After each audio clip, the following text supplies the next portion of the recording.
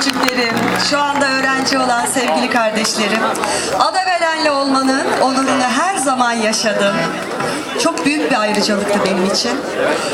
Gerek sosyal yaşamımda, aile yaşamımda, gerekse sanat yaşamımda hep buradan aldığım malzemeyi kullandım. Buradan aldığım altyapı her zaman beni çok güzel yerlere götürdü.